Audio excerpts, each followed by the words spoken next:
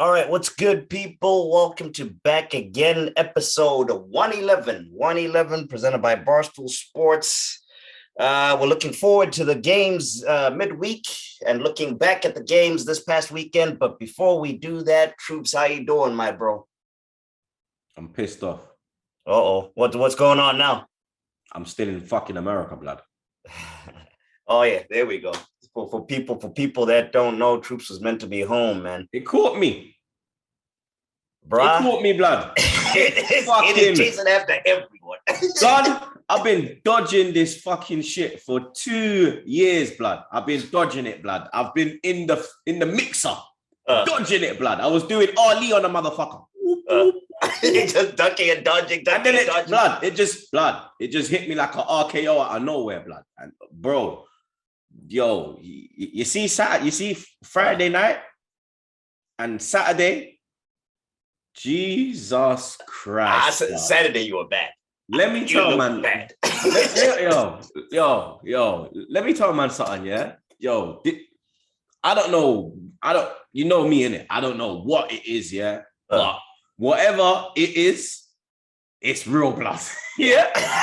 and yo, when it hits you, Jesus Christ. Bro, I literally had to turn the screen off, blood, and mute the side, mute the sound, bro. Because, bro, I was literally rolling, bro, on my life, yeah.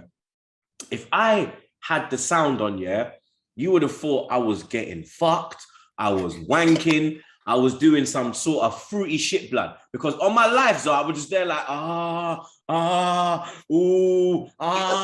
there's shit, blood. Bro, my back, blood. My blood clot back. Boy, blood. Let me tell you something, dog. Oh my God, blood. It was like the first time, yeah, that a gal tried to jump on me when I was whining it, and man just dropped on the floor, blood. And man just blood. Oh my God, Zah, blood, bro. It was a madness, blood. But like you came through with the supplies. Big up your damn self. You understand? And since them supplies come true, I've felt a lot better, blood. You get me? So I think I've got like another, maybe, because I think it's 3 days. So I think I got another 7 days, blood. Yeah. So I should be. You should be clear. Yeah, I should be all right, blood. Wait, so what symptoms were you feeling? Just the back? Yeah, for me, it was back and I had a temperature. Oh, okay. Because when I got it, I only just lost my smell. Just my smell. I had my thing. I lost my appetite as well. I had my smell and my taste. Yeah. But I lost my appetite, bro. I didn't eat for like 2. Actually, because when I pulled through to what's it called, to drop off the pills, you were saying that you hadn't eaten the whole fucking day, and that was after I had already done my whole day. That was like at 6, 7 or something. That's what I'm saying, blood. The first time I ate was today, fam. But hey, you're looking a whole lot better. Let me tell you this: you're looking a whole lot better than you did a couple days ago. So it's good. It's good that you're on the mend, bro. Drinking that water, resting up, and all. So yeah, all right. Let's get into it. Actually, you know what? I'm going to do things a little different today. So won't get directly into the football. More big news. You're a big Lewis Hamilton guy, bro. That race this weekend, insane. What the fuck was that? I have never seen anything like that. It was a setup. It had to have been. How was he allowed to cut in front of the cars? Those cars that when the safety thing, because they changed that decision. They made that decision, like they changed the decision in like 30 seconds. Yeah, because like so normally you do let the lap cars go past and then the cars go into running order. But because it was the last lap of the race, the last lap of the championship, for them to decide the championship the way they did was fucking disgusting, blood. Yeah.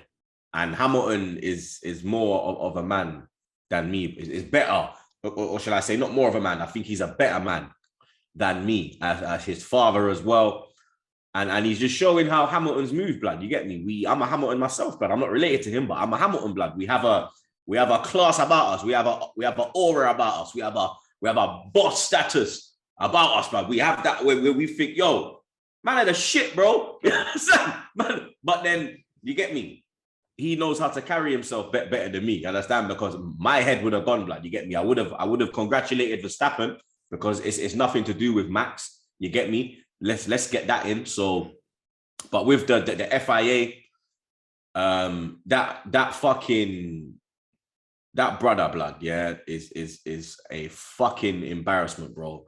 I think his name's Mosley. I can't even fucking remember right now, but I just miss Charlie Whiting, bro. He was the old school head of like all the decisions in Formula One, and shit was just a lot better when he was in charge, blood. This kind of reminds me of the era when there was a French gentleman in charge in the early 90s, blood. You get me? Now, a lot of men will see me posting up Formula One and be like, oh, this brother don't like, they'll chat shit. Oh, this guy's just hyping up Hamilton because it's Hamilton. You don't know, But when I filmed that clip of when he overtook Verstappen at Brazil, and the way I was commentating, blood, that's when people clock. Troopz knows what he's saying because listen to what he's saying. DRS activation. I know what I'm saying, blood. And like I was saying, this is reminding me of that era when Prost had this. It was Prost against Senna, and the head of the FIA was a French brother, and he did all he could to sabotage Senna and stop him from winning world titles and giving Prost an easier way through. You get me? The whole French link-up thing. And you get me, blood? Formula One is a sport where you never seen a black man, blood. You understand? Lewis Hamilton is the first black man you have ever seen in the history of this sport, blood. He is probably the only black man you will ever see again in the history of this sport, blood. We're talking about a black man who has come in and dominated this sport, blood. You understand?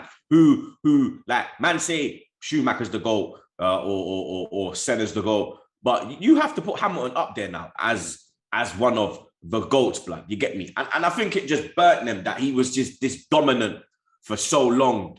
The way he portrays himself, the way he carries himself in life, the way he deals with the Black Lives Matter stuff, the way how he pushes his thing. He don't care, bro. He goes against a lot. You get me? And I just think it was pure sabotage, but it was fucking disgusting. You get me?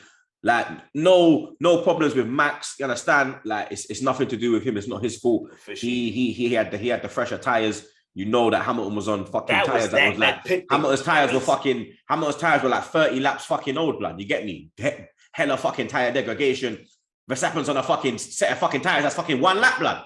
You understand? Fresh hot wheels, bro. It's got more grip, more pace, everything, blood. It's gonna grip more to the floor. That's why he was able to swing it around on that turn. You understand? Yeah. But you get me? It was fucking disgusting, bro. Let me ask you this: Why didn't Hamilton pit there when the safety car came out? That's when Verstappen pit, right?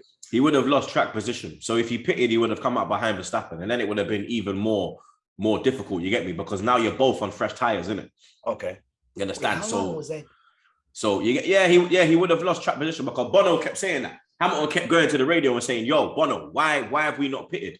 And then Bono kept saying to him, who's his race director, the director, yeah. Bono kept saying to him, "Yo, like Lewis, if I pitted you would have come out second, bro. So to keep track position, we could not pit you, blood. Whatever Verstappen's doing, we have to do the opposite. Do you understand?" But the FIA fucked him, bro. It's simple as, blood. But it don't matter, blood. You understand? Because next year now, like, bro, these men don't realize, blood. You see Hamilton, yeah, bro. He loves a revenge tour, blood. You get me? He fucking lives for it, blood. Like when fucking Rosberg won that fucking his one little idiot world title, yeah. The next season, Hamilton came back and fucking buried him alive, blood. Buried him alive, blood. I'm telling you, bro. You see that kid? He'll probably chill until Christmas, yeah? Chill his family till Christmas, and then he's in the fucking gym getting ready for March, blood. And season. God help that little pussy or Red Bull team when March come back again, yeah? Because we're coming for number 8, blood, yeah? You can't stop this, blood, yeah? Believe me, blood.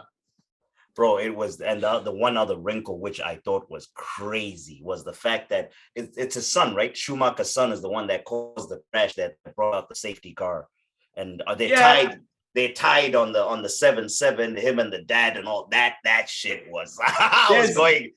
This is some conspiracy shit, bro. There's hella like, bro. There's hella theories, blood. You get me? But I know next season, Hamilton, you get me? Like, I know, for me, he's still the GOAT. You get me? For me, he's the true champ because in that race, he led from the start. He overtook Verstappen in the first fucking turn, in the first lap, led. The amount of fuckery that Red Bull had to do to get Verstappen close to Hamilton. Even in qualifying, blood, they're trying to trap trap him in qualifying to slow him down. And in the race, they're fucking telling Perez to slow him down. So fucking Verstappen can, bro, there was so much that they were trying to do bro, that's what I'm saying. Like, to beat Hamilton, you can't just go by yourself. You have to bring 10 man with you, blood. You understand? It's literally like it's like a football team, bro. But it's completely different because it's like Hamilton is one man and then he's playing against 11 man and then he's beating up the whole of them, blood. He's beating up the whole lot of them, bro. You can't go one-on-one against this man. You can't do it, bro. You can't do it. When he finds the pace in his car, bro, and the way he drives, yeah, bro, listen, fuck Max anyway, blood, innit, yeah? The true champ is Hamilton, blood. Yeah, trust me, G. Bro, that race was the. I think that race just won over a whole lot of fans for the F1 because of that fuckery. I'm gonna go back and actually watch that whole Netflix documentary, catch up, and March. I think I'm gonna be there for every single races because if that's what goes on in F1, all these crazy ass controversies go on. I mean, I'm in. I need to be a part of this shit. It was fun. It was because my roommate who just recently moved in with us is a massive Formula One fan. So she's the one that had it on the TV and forced me to watch it. And I must say, I thoroughly enjoyed it, man. I thoroughly enjoyed it. But hey, there's always next year for Hamilton. Let's get into business, troops. Look back at this Arsenal game that happened this past weekend, 3-0. The people were looking for your take. They were looking for the fan cams. Now you understand why we didn't have a fan cam, player ratings and all that, people. He's here now. Bro, I'm sure you saw the whole thing. What did you think, man? First 25 minutes was fucking abysmal. Yep. Fucking abysmal, bro. Absolutely abysmal. The way Southampton were dominating against us, blood, at home, blood. It was shocking, fam. You get me? But the goal came out of nothing, blood. But what a fucking goal it was, blood. You get me? They say Arteta ball at its finest, blood. We don't see it enough, though, blood. You get me? Like, we see it now and again. Do you understand? We don't see it consistently. You get me? But let's be real. It was a wonderful goal. Yeah, you get me? Goal. Lovely ball in from Saka. Tomiyasu running in between the lines. The plays. I've got Ramsdale at the back just starting it off, cool as a cucumber. Giving me a heart attack. You having heart, blood. It's not Leno no more, blood. You don't have to have heart attacks, blood. You understand? If it was Leno, then I'd understand. I'd understand if it was Leno, blood. But we get me. That idiot's on the bench now, fam. You understand? We're good in that position, blood. You get me? But I think from we scored, we took over. You get me? And another good goal by Odegaard. That's 3-3. Like I said, he was the one that I wanted over Maddison. You get me? But I just think that I said as well, like, I never turned on Odegaard. My thing was, I said that I think it's going to take him time. You get me? I think he's going to need time. And I think now, you get me? He's starting to settle. You get me? He's had 3 months. Now he's starting to settle. You get me? He's starting to pick up form. He's starting to know where his role is in this Arsenal team and where he needs to be.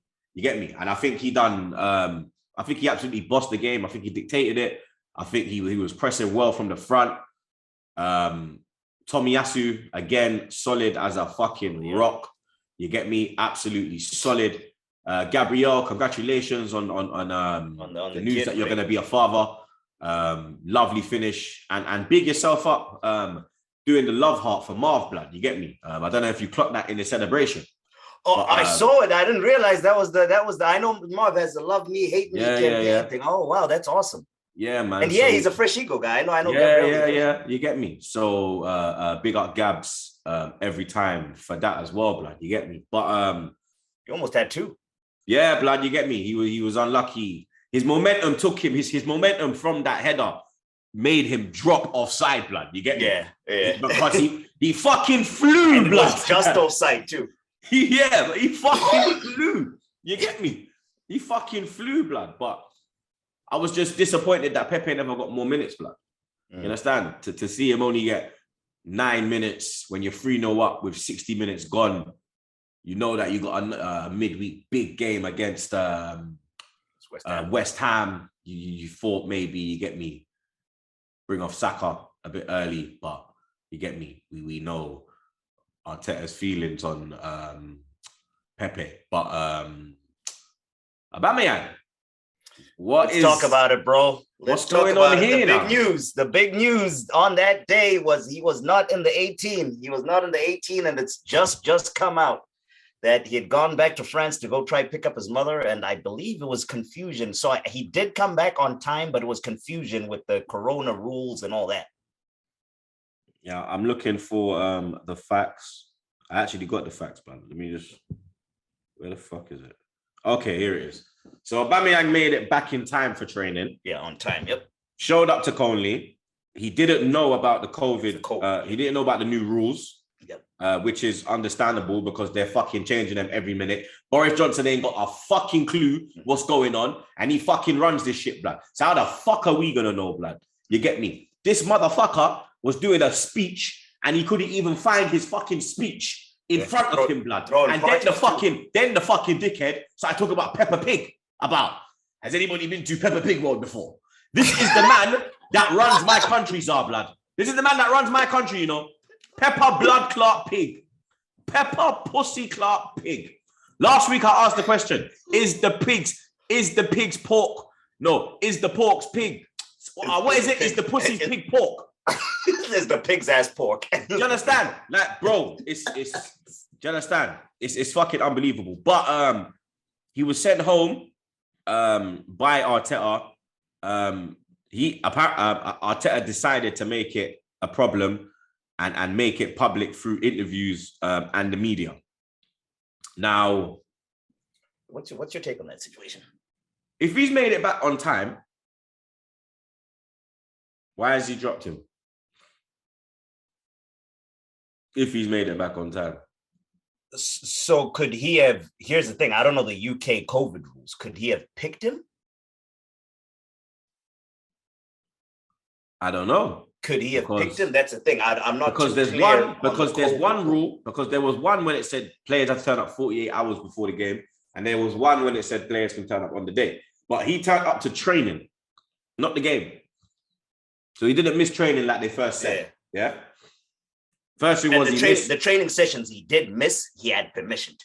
Yeah, the first thing they said was he missed training to get a tattoo, which is fucking bullshit. Which is yeah. It was that. So now we know that he went tattoo out is just dropping that picture. Nice. So now we know that he went to go pick up his mum. You get me? Obviously, he's been given permission to do that. Obviously, there's probably been an issue getting back over because of the COVID and whatnot. And then boom, Arteta's done this, blood. I think for me, I don't think he should look on public, blood. You get me? I think he's a fucking idiot. I think he's absolutely fucking idiot going public, blood. You keep this shit in-house, bro. You get me? You don't go public with that kind of shit, blood. You get me? You're just putting more heat on the situation, more heat on the player. Do you understand? For me, I always said Arteta seems like a very ignorant, arrogant man. You get me? He's got that ignorance about him. I see him getting pressed in his interview about Aubameyang, and he wouldn't answer the question. He's like, why did Aubameyang get dropped? What's going to happen with Aubameyang? He's your captain. Is he going to be the captain? Is he going to be back in the team for Wednesday? Then Arteta saying his ban starts now. So how long is his ban for? Is this like another Ozil situation where he's trying to push out fucking Aubameyang now? But will Aubameyang do an Ozil and stand firm and just say, fuck, I ain't going nowhere? Or will he allow Arteta to push him out? Do you understand? That is the question now, blood. But whether he leaves or not, we need to be looking at the striking options, blood. Do you understand? Yeah. We need to be looking at them options, blood, because whether we lose him or not, we're losing him in January, blood. Yeah. And then we're down to Lacazette, blood. I'm not hearing no fucking Nketiah call me. I'm not hearing none of that, blood. Yeah, I'm not hearing none of that, blood. Balogun ain't ready. You get me? For me, I don't think he's killing under 23 level, but I think he needs to go. It's a big jump from that to this. Big jump. You get me? Just to throw him into especially in the fucking the way it is now. It's not like he's got an experienced player to kind of nurture him, blood. You get me? We don't have no one like that, blood. Like, we got no one to nurture Saka. We got no one to nurture Smith Rowe. You understand? When the likes of like Fabregas and them, man, they was coming through the team. They had Gilberto Silva. They had fucking Henry. They had fucking, you get me? They had man around them, bruv, who they could learn off. You get me? Fabregas learned around Bergkamp and these man, Pires, Ljungberg. You get me? These man, they don't really have experienced man around them. You get me? And our experienced players let us down all the time, blood. Aubameyang's let us down. Let's be real. You understand? He has let us down this year. We can't sit here and defend him right now. You get me? But on this situation, I think Arteta's a fucking idiot coming out and fucking doing that, blood. He needs to show more composure. Yeah. And it just shows his man management again is just fucking pissed poor. Yeah. I'm with Arteta on the whole punishing thing, I guess, because I mean you have to. You can't start bending the rules and stuff for certain people because other players are watching. But yeah, I agree with him. Doing like what he's doing, but why the fuck are you? Him going public. But it's one of those situations where it's one of those things where he can't really avoid going public because the second that Aubameyang is not on that team list, he's not in the match 18. That is the first question you're getting. That's the club captain. That's the talisman. So that's the first question you can get from the media is, where is this guy? But it's your job to protect the player. It's your job to cover up certain things. It's your job to hide certain things from the media. That's the kind of shit you hide from the media, blood. You don't go in there with your chest and say, yeah, he done this, he done that, a fucking idiot, blood. Yeah. I didn't like how it all went down, but I mean, thank God it didn't affect us because I mean, we played pretty decent in the second half and ended up winning 3-0, and Odegaard for me was man of the match. Either him or Ramsdale. Ramsdale had some big saves in that game, bro. He had some massive saves that kept the balls out of the goal. But it's another one of those games where you expect to beat the team, and we did it. Do we read too much into this? Are we back? Should I start twerking? You probably, blood, you was probably twerking on Saturday, you fucking idiot. Don't give me none of that fucking bullshit. You're lucky I weren't on stream. Like, this guy's probably dancing along the fucking stream, blood. Having the time of his man's doing up dirty dancing, blood. I'm having the time of my life. He's just there going meow. You understand? On my life, bro. You get me? But for me, like nothing to really, you get me, get gassed over is Southampton. Everyone's slapping them at this moment in time. Our home form is second to none. You get me? The only team with better home form than us this season is Man City. So you get me? It was expected at the Emirates. You get me? If we went to Southampton and slapped them 3-0, then I'd be like, all right, all right, maybe, all right. But I still won't get carried away. You get me? Because we've lost to every team in the fucking top four this year, blood. You get me? And we face West Ham on Wednesday, another team in the top four. Can this be our first victory against the team in the top four? We lost to all the team. We lost to the top four last year. And then the people that are in the top four this year, we've lost to. The only team left is West Ham. Yeah. We're losing to them. It's gonna be a big one, man. I'm not looking forward to that one, but we'll touch on that. We'll touch on that one a bit later. All righty, let's look at the other games. Actually, before we do that, Troopz, you wanna talk to the people about our friends from Black Rifle? You lot already know. Our friends, the coffee guys, Black Rifle. Zar loves his Black Rifle. Oh, you get me? He loves it, blood. He's got his fucking coffee mug. He's got his actual coffee granules. I think he's even got a t-shirt, but it's probably in the, the shirt in the laundry. Yeah, it smells. Yeah, see, it probably smells of fucking coffee, blood. You get me? You understand? But Black Rifle Coffee is a veteran-owned coffee company serving premium coffee to people who love America. Veteran CEO and founder Avon Heffer spent over 7 years on the ground overseas with US Special Forces and as a CIA contractor. Evan even modified his guns during the invasion to Iraq to grind coffee anywhere. They import their high quality coffee beans from all over the world and roast 5 days a week, blood. Not 1 day a week, 5 days a week, blood. At their facilities in Tennessee, Utah, where else? Yeah, them places there. The team at Black Rifle Coffee is continually researching and experimenting with new roasting methods and coffee origins. So you lot already know, go to blackrifle.com/Troopz and use code Troopz today and get your freshest coffee in America shipped to your blood clot door. You see me? There we go. Shout out our friends at Black Rifle. All right, let's head up to the Etihad. Start at the Etihad. It was Man City versus Wolves. They squeak right by. Actually, a lot of teams this weekend was squeaking by, bro. A lot of teams squeaking by, a lot of penalties this weekend. Man City 1-0 against Wolves. They won. Congratulations to Raheem, your boy, the Adman, his 100th goal in the league. This guy is one of the most underrated midfielders in the history of the Premier. 100 goals for a midfielder. The guy isn't a striker. That's an impressive goal record right there for Raheem. You don't get the respect he deserves, blood. You get me? Marvelly man, Northwest man, General. You see me? Congratulations, the 100 club. You understand? Fully deserved. You get me? And it was a very calm penalty, blood. You get me? Ice cold, fam. That was like an Ainsley penalty, blood, you know. I think it's a Jamaican thing, you know. We're just cool with it in and out. The celebration wasn't so calm, though. It was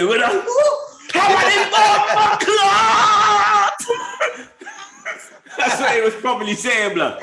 What a pussy I said now! 100 blood clot gunshot for your bumper hole. You understand? Trust me, dog. You get me? But I told you that it would be a tough game, blood. What I tell you, blood, you're there saying that Wolves are gonna get slapped up. I said to you, bro, I've been watching Wolves this year, blood. I said to you, they put up a very tough fight against Liverpool, blood. They pushed Liverpool to the 94th minute, blood. And now it took big Man City, even though Liverpool are big Man City at home. Remember, because Liverpool went to Molineux. This was at Etihad. At the Etihad. This was at Etihad, yeah. And it took a penalty, blood, for them to get the win, blood. You get me? Speaking of the penalty, was that a penalty for you? That was a harsh call. Do you remember that one where he put the hand up? It looked like it hit his armpit. On Moutinho. It's as Heady one would say, it's a sticky one still, because that wasn't a penalty for me, bro. Because for me, like, the angle, like their excuse was they couldn't find a justified angle to see if it was.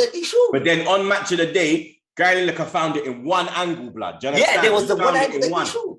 And then when I saw the Match of the Day angle, I was like, blood, this ain't no fucking penalty, blood. You get me? But you understand? When you're at the top, you get that kind of luck. You get me? Lucky breaks. You get the rub of the green, as they say in it. So you understand?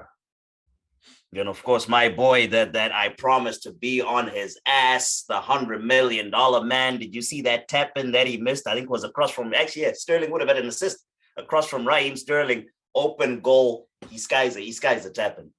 100 million, Jack Grealish. You need to learn how to say pause, blood. How you saying you're going to be on a man's ass, blood? Big bad thing.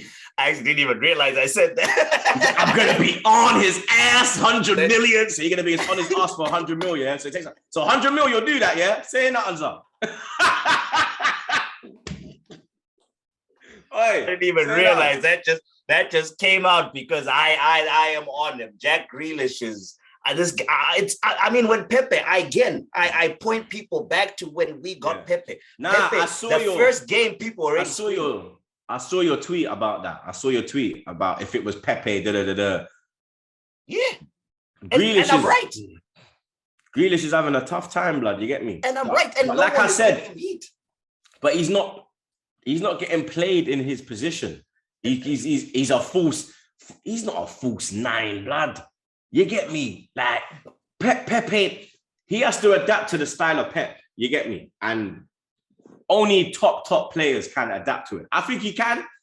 but I think it's going to take him a bit longer. And you have to realize that the 100 million thing, Grealish ain't like, he's not a 100 million player, blood. That's English tax. Do you understand? It's like 60, 70, that bracket, like 60, 70. You understand?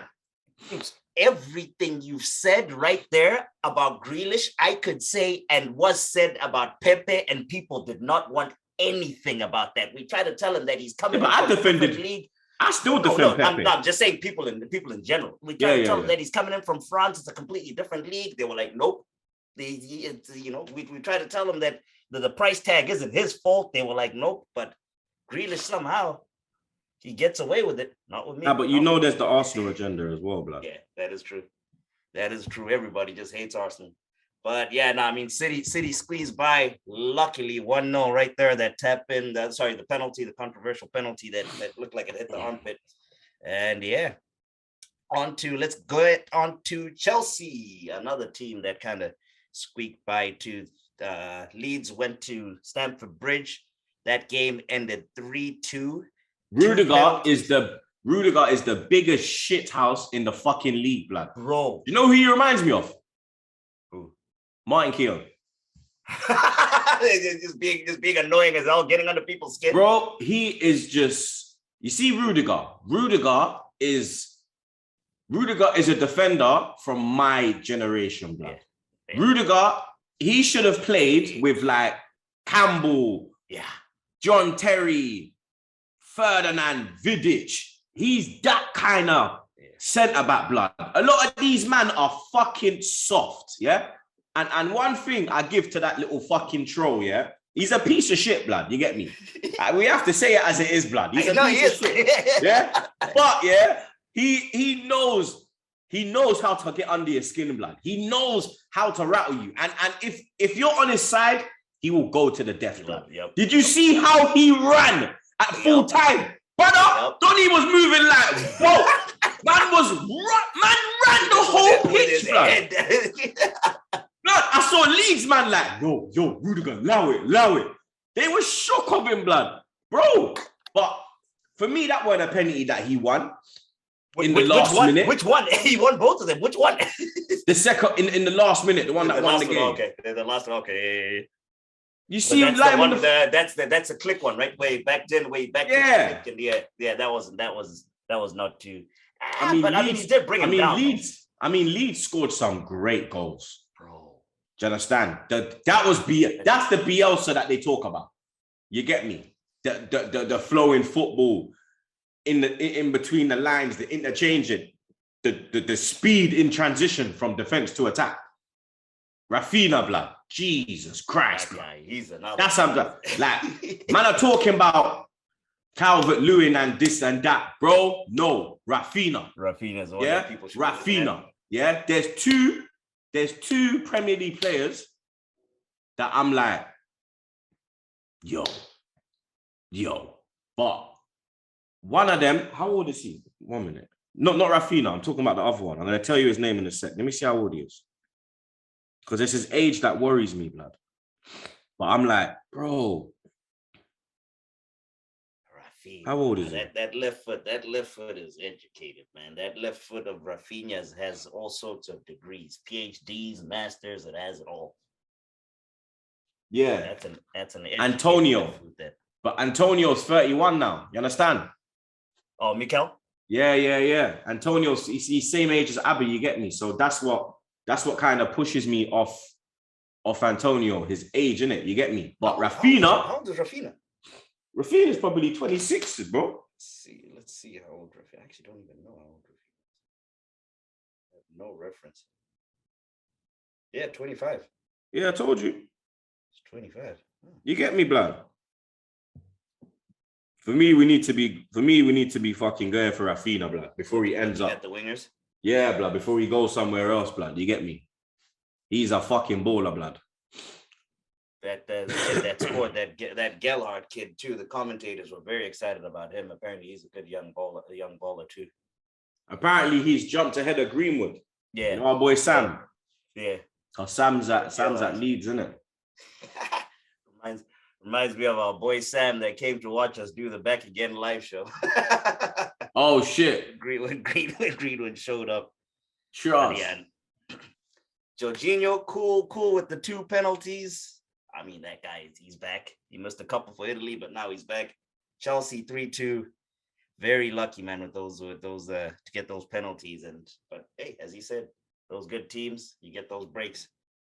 On to another good team that got a break. Liverpool 1-0. Yeah, what I tell you. Villa. Yeah, you see, you was like, oh, this is gonna be a You see again?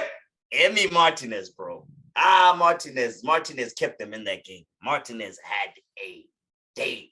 He was fuming. He was fuming when Salah scored the penalty. But that was a stupid tackle from Tyrone Mings, though. What is he doing? Why do you go to ground? Why do defenders go to ground when you're behind the guy? He's got that in his game, where he just lapses, blood. You get me? He just has these lapses in concentration, and he would just commit fucking fraudulence, blood. You get me? Absolute fraudulence will start getting committed, blood. You get me?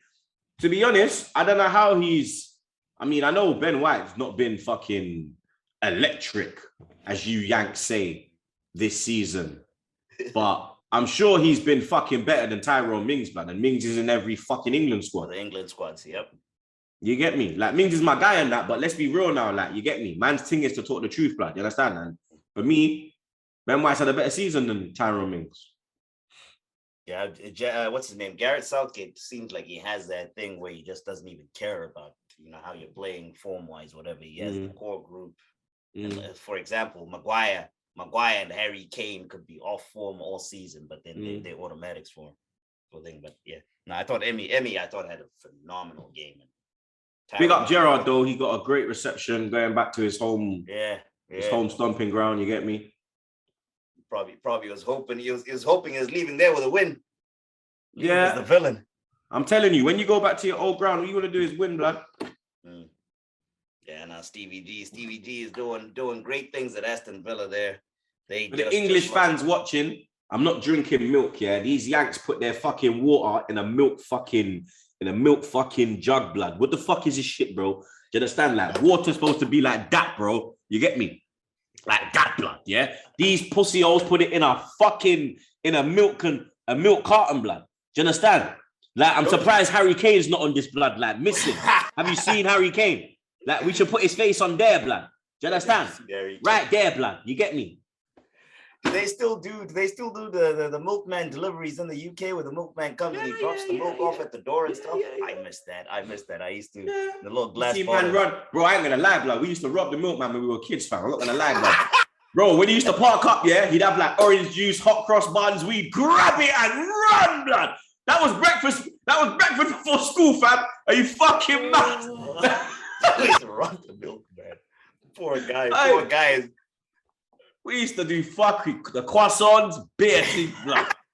He's minding his own business, and now he's getting stuck up by young Troopz. Yo, pussy, give me that milk.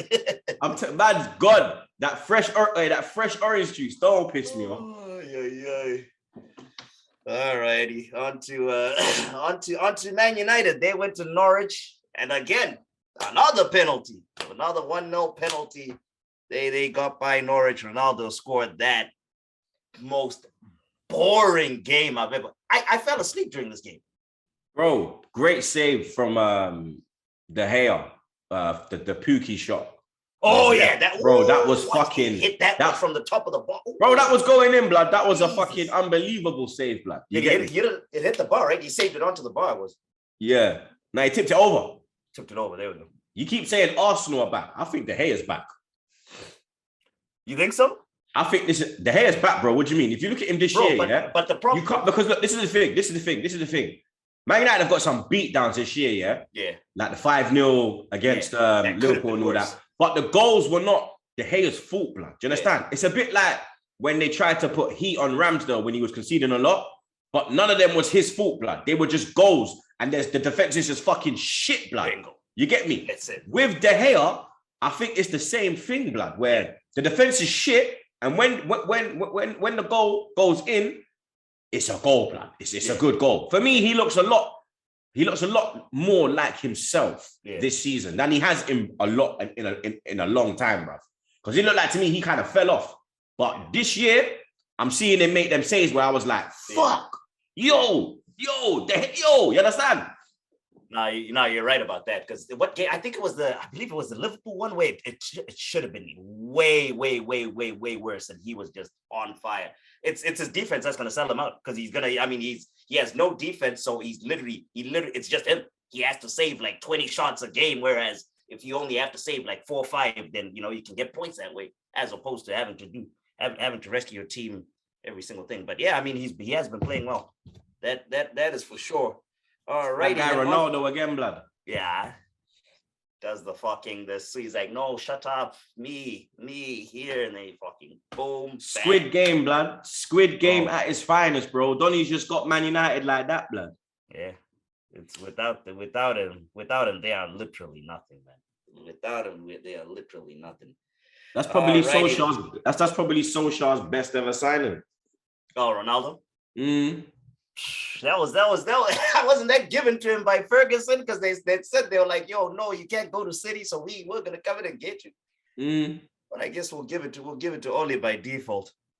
But on to Sunday's games. Let's start with the Palace one. Palace Everton 3-1 at Selhurst Park. Shout out PV doing it, man. There is this kid named Conor Gallagher who is balling out of control. That kid, man. That kid is balling out of control. Gallagher absolutely bossed this game. His second goal, my God. Everyone in trouble. How the fuck did we lose to these men? Right? How the fuck did we lose to these men? Right? Right? How the fuck did we lose to these man? These shit man, These man are shit, dog. I can't believe it, fam. Do you understand? Like, you see Richarlison when he got sent off, blood, he looked like fucking, do you remember Friday?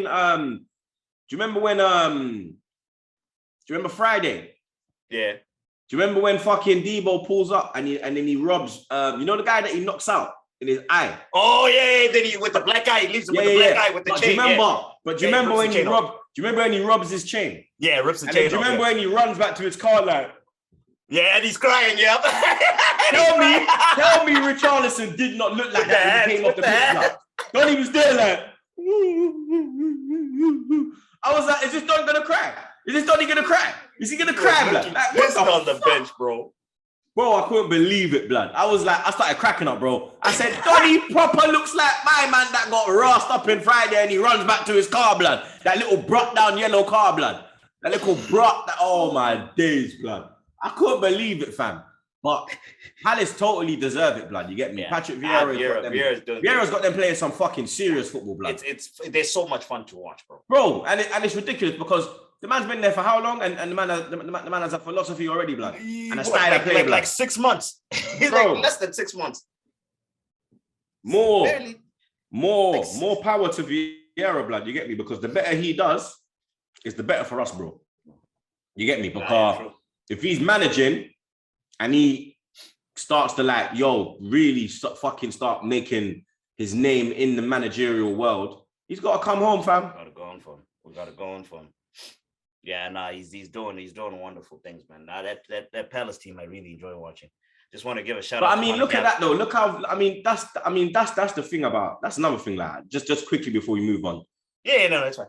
I don't understand how the fuck Arteta. I still can't understand how the fuck this man's got the job, lad. Seriously, your first fucking job. Big Patrick Vieira had to go to fucking piss poor MLS. Fucking MLS, Farmers France. Fucking Farmers League France, and now he's with the Eagles. Yeah, the fucking Eagles in South London. In South London, Mikel Arteta walks into big Arsenal Football Club. Lad. We're talking about a fucking. And Vieira was one of the greatest footballers, yeah? I'll tell you what, one of the greatest in the Premier League, blood. Yep. But you get me? It is what it is. Sol Campbell, actually, I don't want to get too dicey into it, but Sol Campbell always says it, man. It's tough as a black man to get into this management game because he tried to do the same thing. Legendary Sol Campbell didn't even get a shot. Yeah. So yeah, But man, Vieira's doing really well, man. And it's just, as a Gooner, as a black man, you get me? We're very proud of you, bro. yeah, nah, very, very much so. And it's just, I mean, I just love seeing that lopey walk of his with that long neck of his. It just reminds And me. you know what? He just looks reminds me of the so old days. he just looks so calm on the touchline. He never looks like just rustled. He's just there. It's not like when he played football and he's ready to string a man up. He's just there like, hey. Just sitting there, and you get me? He's because a you want to play now, for not the Keane versus Vieira kind of Vieira. Nah, you man. Because you wanna play for him. You're gonna listen to him. It's fucking Vieira, man. Yeah, true. Mm-hmm. Yeah, but shout out to Conor Gallagher. Apparently, he's been involved in 40% of Palace's goals this entire season. Either through a goal, either through him scoring it, or bro. If he goes back to if he goes back to Chelsea next year, Mount better mind, because your place is up for grabs if Connor's in that squad, bro. Bro, I said it. People. It was actually before he scored that second goal. I tweeted out. I was like, "Would you pay 50 million for this kid?" Just asking, just randomly asking, because I mean, I've seen a young Martial kid went for 50 when he was like 18 and stuff like that. And people were like, "Oh, are you crazy? Are you crazy? Are you crazy?" And as soon as the goal went in, the responses changed. It's like, you know what, sir? Maybe we will. But yeah, Mount's in trouble. Leicester, Newcastle. Actually, speaking of a team that's in trouble, bro, I feel so sorry for Eddie Howe, because he knows that the transfer window is like right around the corner. But will the motherfucker even make it to the transfer window? Nah, of course he will, man. They are just getting slapped. I heard they're going for Ali, bro. They're going for who? They're going for Ali. Dele Ali? Oh shit. Okay. Okay. Oh, nice.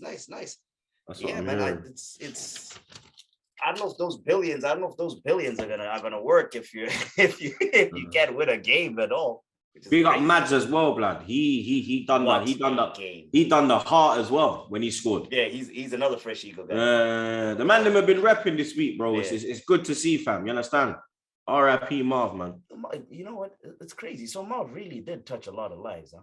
Bro, pause. Yeah. Pause, sorry. Pause. He's probably laughing now, like, blah. What do you mean pause, blood? Shut up. I was like, what do you mean pause? fucking baldy locks, blood. Shut the fuck up, blood. You get me? But nah, man, you get me? He was a man of the people, you get me? He brought a lot of people together, you get me? He was on this whole link up unity thing. You get me? Not like me. It's like not like me.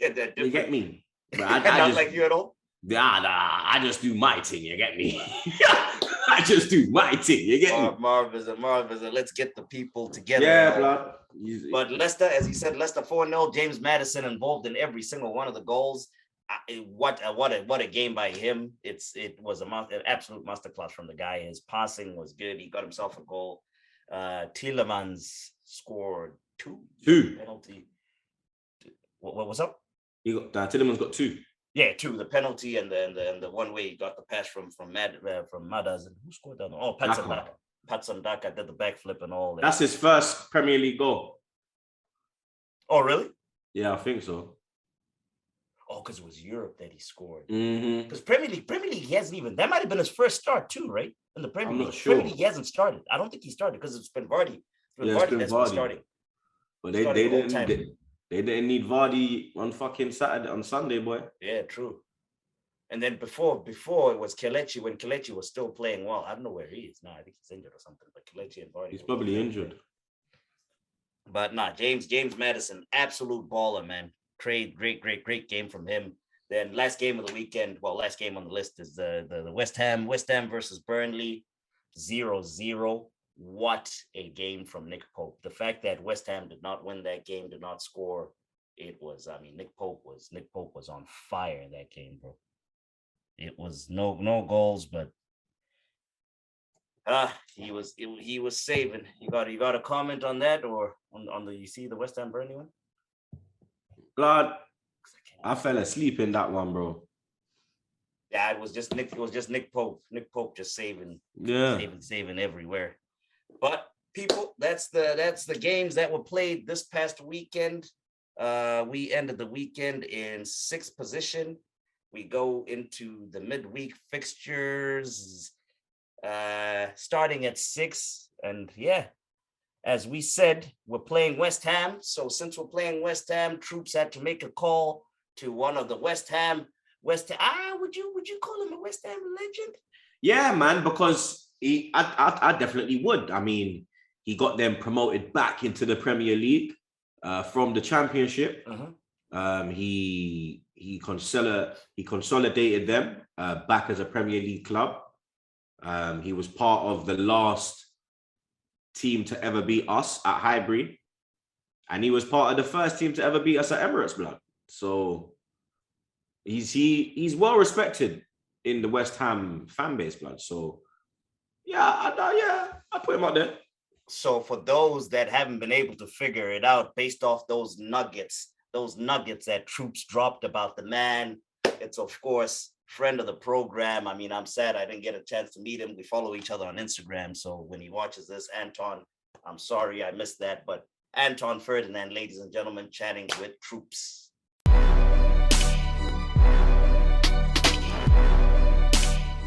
Now we got a special guest. You get me? Like, this is a real special guest, blood. You understand? Always shows man love. You get me? He's always got time for me. A lot of people ain't got time for me. You get me? So when time come where our teams play each other, we always try and do something. But recently I've been doing shit. He's been doing shit. But now we finally have him on the podcast, blood. My brother, you understand? The real Ferdy. Let's get that in as well, blood, yeah? The real Ferdy, yeah? My brother, Anton. What are you telling me, bro, Steve? What's going on, Troopz, man? Hey, I ain't had a better introduction than that, you know? You mean? No, seriously, no, thank you, man. I'm humbled by it. Seriously, thank you. Nah, come on, man. It's a pleasure to have you on, bro, man. How you been? I've been good, you know. I've been really good. Spending more time with the kids.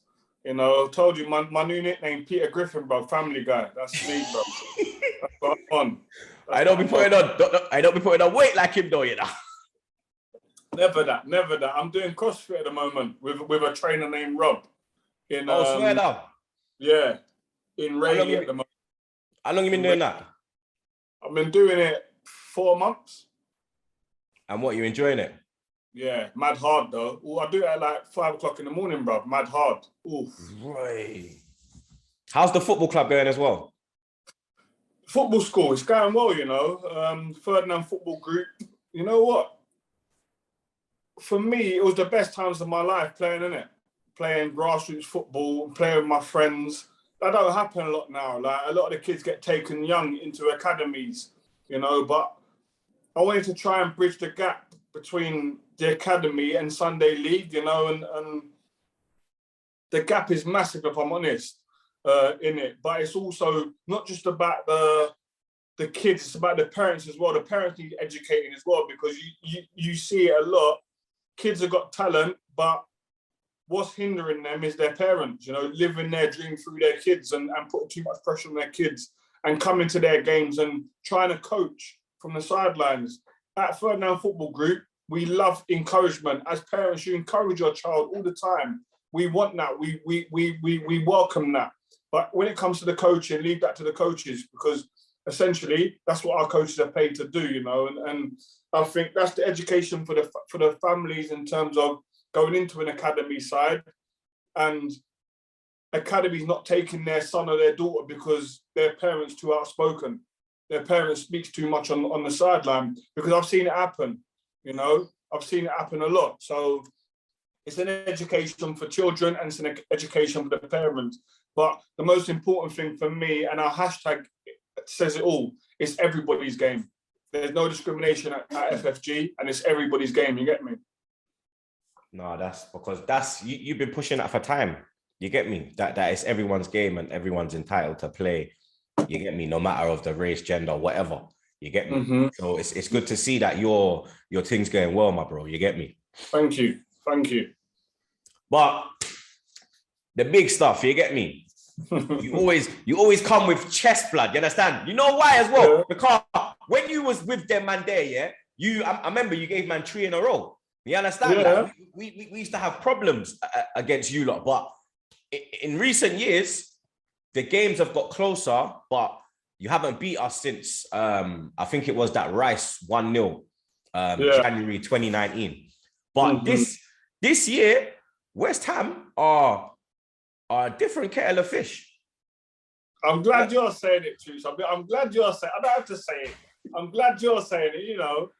But yeah, I was always, whenever I've spoken to you about West Ham, Arsenal, I talk with my chest because in my team, we always played well against you, you know.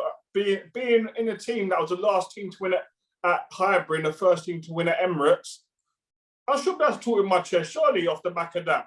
And I'm not talking about no side man team. It was a big boy team that you had, especially in the game at Highbury. You know, Thierry played, you know, Perez, Lundberg, these type of men were playing. It weren't no Fabregas, it weren't no like Mickey Mouse Arsenal. It was a proper Arsenal team. So for us to go to Highbury, and I tell you what, Highbury was unbelievable, man. Oh, unbelievable. Telling you that, you know, I loved just the dressing room, the underfloor heating. I was like, raw, man, like, I feel like royalty in it. It was madness. It was madness. You don't get that in many football clubs. And they had that back then. And you don't even get that in football clubs now. Do you know what I mean? Only the elite of the elite. And they had that Highbury years ago. So I was like, right, this is a madness. But then when you hit the turf and it's a carpet like that, and then you see names like Thierry and that, it was like, oh my, I'm meant to be here. And to be fair, I always showed up against Arsenal, no matter what club I played against. I always showed up against Arsenal, always played well. QPR, Sunderland, and West Ham, always done well against Arsenal. That's why I talk with my chest, bruv, when it comes to Arsenal. You know how it goes. So how you feeling going into this one? Because you lot have done well against the big teams this year. You slapped Chelsea, you slapped Liverpool. You was unlucky to lose to City and especially United. You was unlucky not to get a point. Obviously, Noble missing the penalty. But yeah, your last result, Burnley away, you get me? That one was a bit... You get me? That one was a bit... You understand? And now the gap... Because after we got slapped up by Liverpool, when we got our three on the road, yeah, we got United, Liverpool and Everton, yeah? Blood, our team was looking mad. Our team was looking 7th, 8th. But then with you slipping up with that point and us getting a win, it's kind of brought it back in close. And now there is a lot going in into this game. Yeah, it's like the last few Premier League games, we ain't got the results that we wanted. But as you said, man, we're up there. We're in and about it. We're in top 4. You know, we're enjoying ourselves in there. We got to get back to winning ways. And the fact that we're playing Arsenal this week and it's a big game for both teams says how far we've come, you know. And for it to be a bigger game for you guys because you guys are below us, that's like, you know what I mean? When we're talking about Arsenal and the history of Arsenal, it's undeniable what Arsenal have done as a football club. So for it to be a big game for you guys so early on in the season, or come up to the midway part of the season, I should say, it just shows how far we've come as a football club. And that's due to David Moyes, who, for me, has put the DNA of West Ham back into the football club. You know, he's bringing through young players. The Academy of Football is thriving. You know, but not just that, he's buying West Ham type players. Like, I know what it takes to play for West Ham. I know you need to have a certain type of mentality to play for West Ham because the fans expect so much. The fans expect you to work hard first, play second. You know, everyone talks about, oh, the West Ham way in terms of playing football and playing nice. But if you play nice but don't work hard, they don't have it. You got to work hard. The fans are working class people. You got to work hard. So you have to have a certain type of mentality to play for West Ham. And that's what he's installed back into the team. There's a togetherness. I ain't seen a togetherness in the squad in West Ham since my team, if I'm honest. You know, and this is why we're seeing the fruits of the labour, because there's a togetherness. And not just that, as I said, the previous manager bought players that were good players, but were they West Ham fit? No, they wasn't. Felipe Anderson, Haller, You know, they weren't West Ham fit because they didn't work hard. They wanted to play ball first. And if it didn't go their way, then they didn't want to work hard. But if it went their way, then they'll try a leg. You can't do that for West Ham, you know. And the fact that he's bringing in players like Souček, Kufal, you know, there's so many to name that. Jared Bowen, another one who's been on flames, man. But my guy, Mikel Antonio, he didn't bring him, but he's brought him back to life, man. He's been unbelievable. The last 2 seasons, yeah, he's been unplayable. Man's gone from a winger, a wing back, a fullback, a wing back, a winger to a number 9 in the Premier League, and he's having people up. Bro, as a Jamaican, yeah, to see Antonio doing what he's doing, it brings nothing but joy, blood. It brings nothing but pride. And that's the thing. I remember Antonio when you man was at Upton Park and he first came into the team and he was like a left wing back.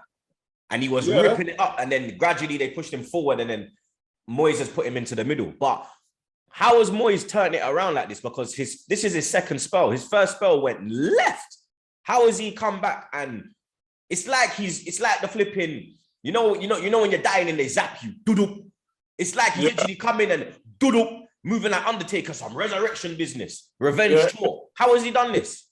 Do you know what I think? Because it's his second stint. After his first stint, I think he went away and reflected on things that didn't go quite well, and things he may have been able to do better. You know, now he's coming on his second stint, and the squad has changed, but it ain't like massively different. Mm-hmm. You know, but he's been able to add, been able to get rid and been able to add. You know, and I think if you look at it, the West Ham team that he's got now in terms of personnel and type of players mirrors his Everton team that he was so successful with. Souček, Fellaini, similar players. You know, Fornells, Pina. Mm-hmm. You know, it mirrors. You know, Yakubu and Antonio. It mirrors. You know, and then a solid backline. The core of the team solid, very rarely changing. But then also, he's got great senior pros. Mark Noble, seriously, man. Declan Rice says it himself. The help that Nobes has given him is the reason why he's able to get better and better every game. You know, you got to remember, Declan wasn't a midfielder. He was a centre-back. Yeah. You know, he's gone into the midfield. He's a general now. He's a midfield general, you know what I mean? So... Where would you rank Rice? Where would you rank him in the midfielders in the Premier League? I think this season, he's up there, 100% up there with what he's doing, the way he's influencing games, the way he's dictating the pace of games now. He's adding more to his game. Before, he was one of those, win the ball, get it, and play it to the fullbacks, play it to the wingers, try and play it to the strikers. Now, if there's space in front of him, he's driving. You know, he's dictating the pace of the game. That's attributes that a year ago, last season, we never saw that. He's adding goals to his game, you know. The European goal that he scored, where he drove most of the pitch and scored. At first we thought he was just a 4. Now he's playing like an 8. Mm. You know, so for me, he's got to be up there in terms of the influence on the team and his attributes and what he's bringing to West Ham. I don't think there's many midfielders in the Premier League that are actually doing what he's doing at the moment. So what? The midfield battle, that's going to be an interesting one because Souček and Rice against, it's looking like Partey and Xhaka. Boy, I can see your face. It's going to be a tough game, man. I don't care, especially we're away from home. It's going to be a tough game. But what's your thoughts on Arsenal? Like, how do you think this process is going? Do you know what? I see what Arteta's doing. This is my honest opinion, yeah? And I have this, because a lot of my friends in our fantasy football group, yeah, a lot of them are Arsenal fans, isn't it? Right? So I have conversations with them a lot. Like, I see what Arteta's trying to do. I see what he's trying to do in terms of change the ethos and bring a younger squad. I understand it. I see it. But for young players to thrive, they have to be in the right environment. Do I think it's the right environment for young players? I don't think it is. Your senior, and why I say that, are your senior players an example for young players? That's what and this is why I see what he's trying to do, but I don't understand it because of the environment. So you got Smith Rowe and you got Saka. There's not many young boys who are like, do you know what? I'm doing me in it. You know what it's like, Troopz. The younger generation now, they want to follow the older generation. Mm-hmm. You know that's so, but it's very rare. You got two that are throwbacks that go, do you know what? No, I'm doing stuff that benefits myself. I'm gonna work harder than you. If you're gonna turn up late or you're gonna crack joke when we lose, that's fine. You can do that, but I'm not doing that because I'm on a journey. I'm on a path. You know, that's two. You got two good ones. How many more do you think can be like that? Because it's hard to be a young player in an environment that's not an environment where when you do something wrong, it gets pulled up. Like that's what it looks like from the outside in. That people do stuff wrong, senior players do stuff wrong, and it just slides. That's what it looks like. Do you know What do you I mean? think about this? What do you think about this Aubameyang situation? Because obviously you played under like proper captains. You understand? And the way he's moving, like apparently he came back. They said he came back late, but now something's come out and they've said that he's come back. He came back on time. He went to the training ground and Arteta sent him home. And it's looking a bit like the Ozil situation where Ozil was pushed out of the club.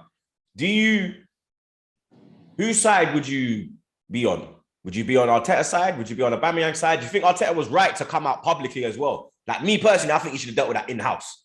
Them kind of thing there, you deal with in-house. You're just putting more heat on the situation and the player. And he's not on good form. So you understand? You're not really adding fuel to the fire. I fully agree with you, Troopz. I think as a manager, the best managers that I've had have dealt with things in-house, you know, and dealt with it properly in-house. So you know the score, so they don't need to go public with it, you know. And not just that, I think, especially the player that's Aubameyang, I think in teams that I've been in, captain or no captain, that player would have got dealt with by the players. I think personally, in my teams that I played in. But it was more masculine them time there to say like the word. It was more masculine shit than like nowadays the man them are soft. No, I get that, but there's a way of doing it. There's a way of doing it. Just chat to him, innit? Like, yo, Obama, like, you can see what you're doing. It can't really run, you know, because like people are looking up to you. You're the captain. You can't be doing that. You're meant to lead by example. Do you know what I mean? So come on, man. And if you do that, I'll back you all the way. You're my captain. You're my leader. I'll back you all the way. But if you're acting like this, I can't back you.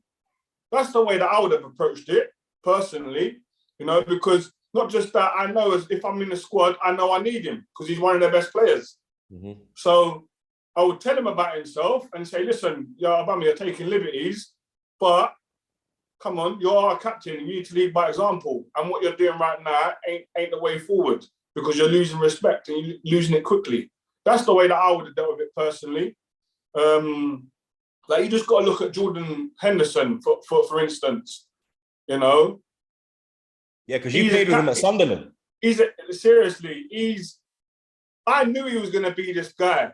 I knew he was. I had arguments with my friends who are Arsenal fans in our fantasy football group. When he went to Liverpool for 20 million and picked back, how's he got that move? And I'm going, okay, watch. The reason being, his work ethic was second to none. I'm talking like, if he was in the gym, a young boy coming into the gym at Sunderland, and he's watching what everyone's doing, right, how many pull-ups can he do? How many press-ups can he do? Right, what's he bench pressing? And then 3-4 weeks later, my man's on the same numbers as everyone else. And you're saying, like, why are you doing, like, what was your thought process behind that? I want to be where you are. So if I want to be where you are, I've got to be doing what you're doing.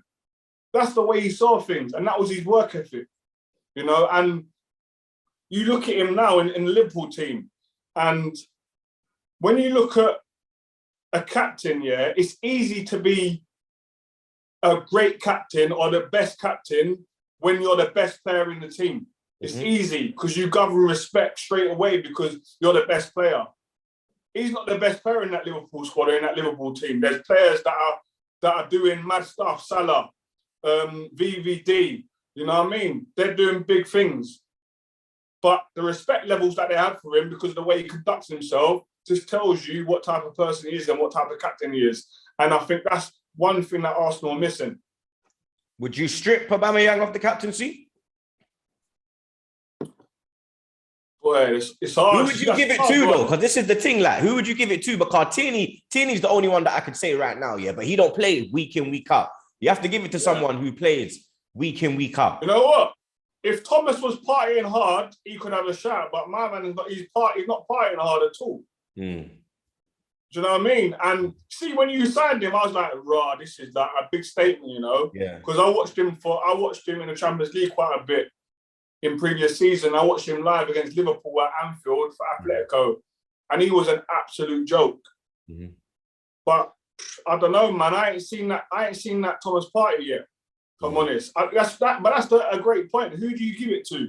Do you know what I mean? And maybe what, Ramsdale? But it's too soon to give it to Ramsdale because he's the only one that plays week in, week out and actually shows leadership, fight, and actually looks like someone that should play for Arsenal. Of course, and then it also depends on who can deal with that pressure of being captain of a football club and a big football club at that. And it ain't just about being captain. It's about, can you deal with the pressure? Like, if you're not playing well, you got to come out and speak. You got to come out and deal with man like you, who's giving the fire because you're not happy with something. But that's just the nature of being the captain of a football club. You have to answer to a lot of people, you know. And at the moment, your leader and your talisman is Aubameyang. I think if you take it off of him, you're going to lose him. I just think he's got that type of personality. He's easy go, easy come, easy go. I think if you took it off of him, I think you'd lose him for good. And I don't think you can do that right now. What do you think, Troopz? Talk to me. What do you think? The way, like, man know me, I'm a big Aubameyang defender. Like, even before we were cool, like, he was levels. So man always was like, but I don't know, man. I think since he's got the captaincy, he ain't been the same. I think it's pressure. It's a different pressure. I think it's the pressure. I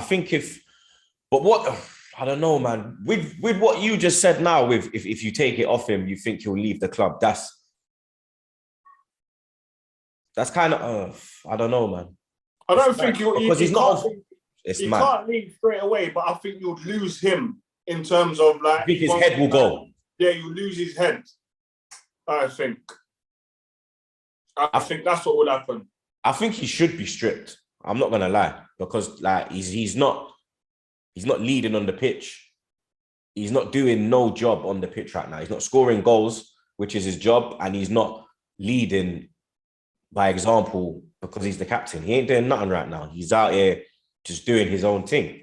You get me? Maybe it's because he's turned against Arteta and he doesn't believe in what Arteta's doing. I don't know, but it's looking like it's Aubameyang versus Arteta. But then, you know what? If I'm manager and if it is like that, I don't know. But if it is like that and I'm manager, then you got to get rid. Because, like, authority is authority. When you're the manager, the respect levels, like, the greatest manager that we've had in England is Sir Alex Ferguson. There was no one bigger than the football club. He let go of his biggest and best players because no one was bigger than the football club.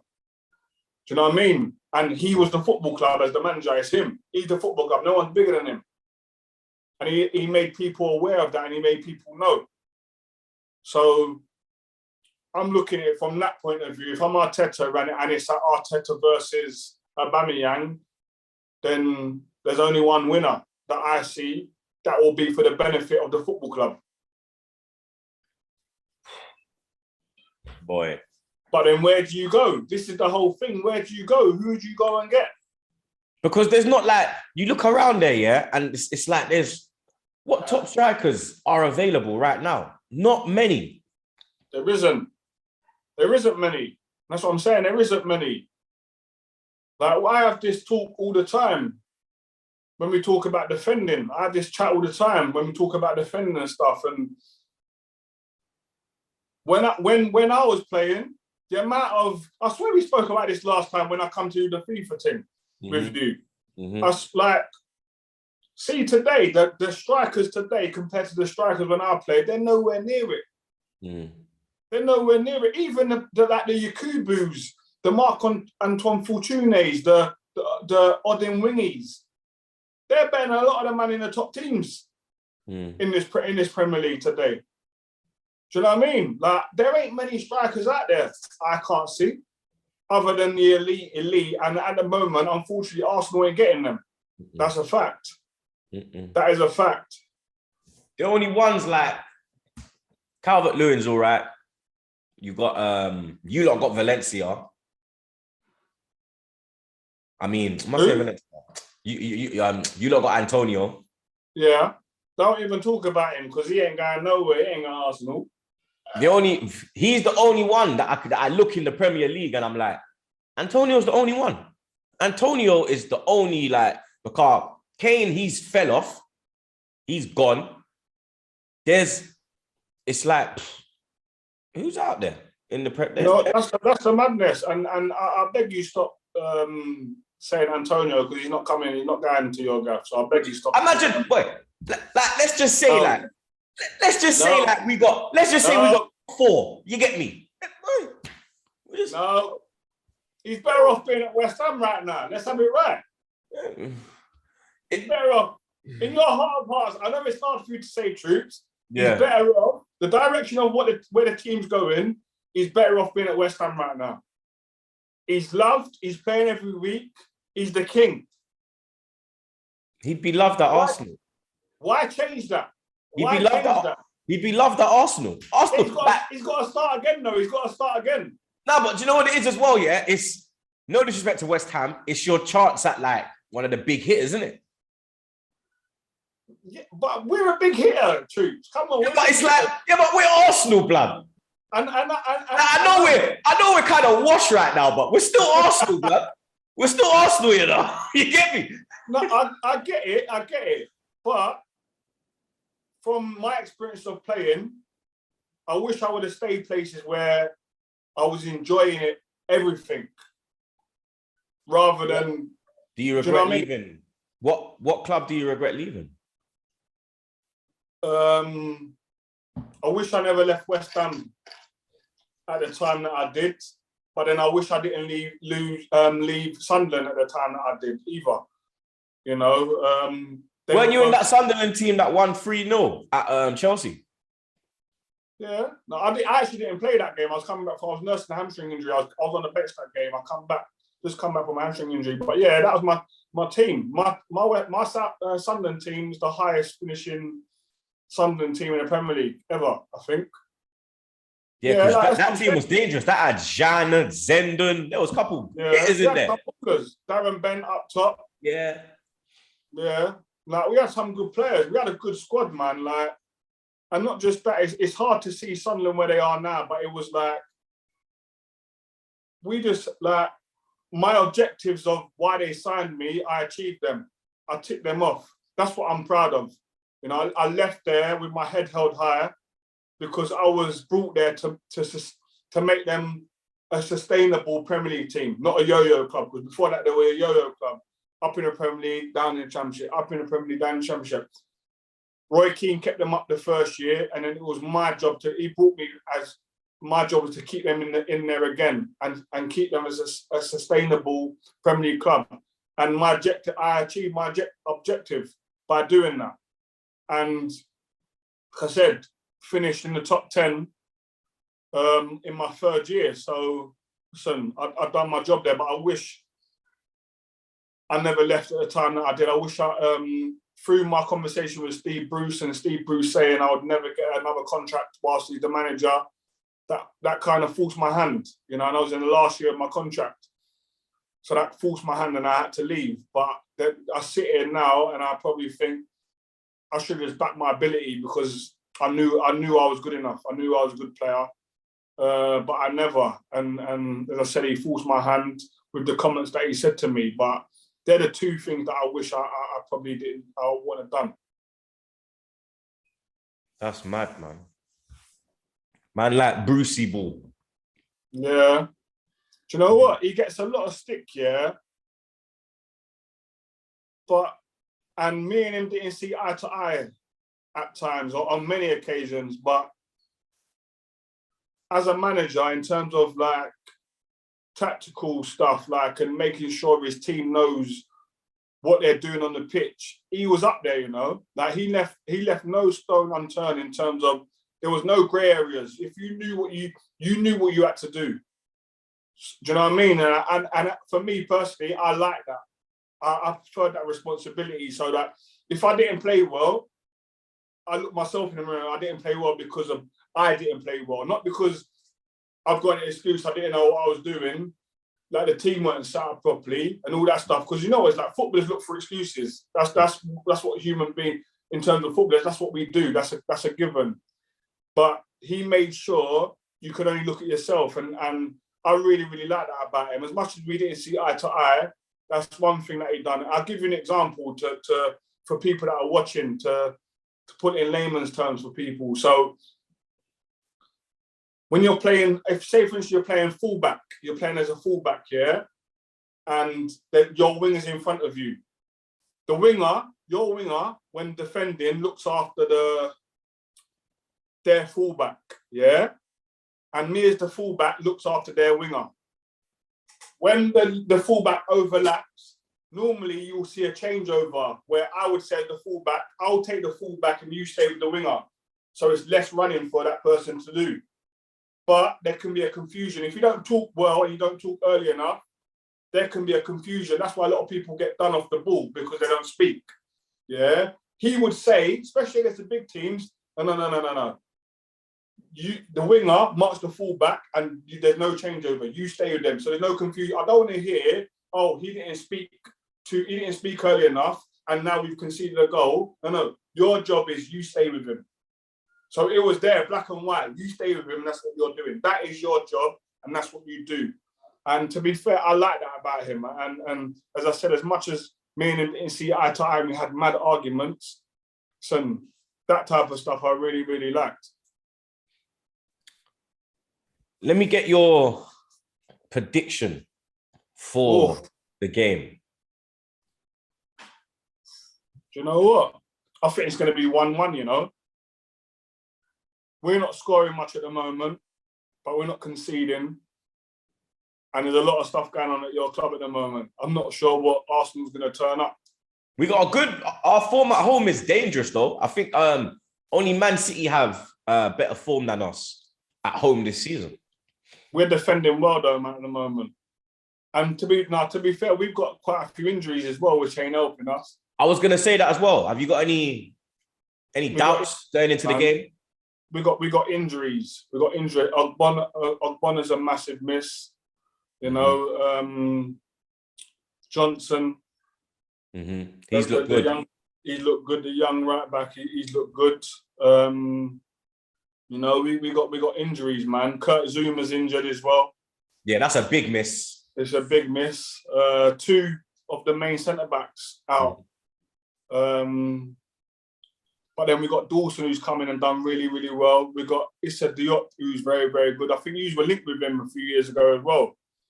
Who's very good. We've got some good young players as well. Jamal Baptiste, who's a fantastic centre back. Maybe Jamal might come and do what Reece Oxford done a few years ago at the Emirates. Never know, brother. Don't know, brother. You know what I mean? You know how it goes. But I think it's gonna be a 1-1. I'll take a 1-1 now. And if we can nick it late, I'll be over the moon. If we nick it late, you know you're getting lit up on the social media. Troopz, what are you saying, man? What are you saying? You know what, yeah? What about you? What are you saying? 2-1 Arsenal. All right.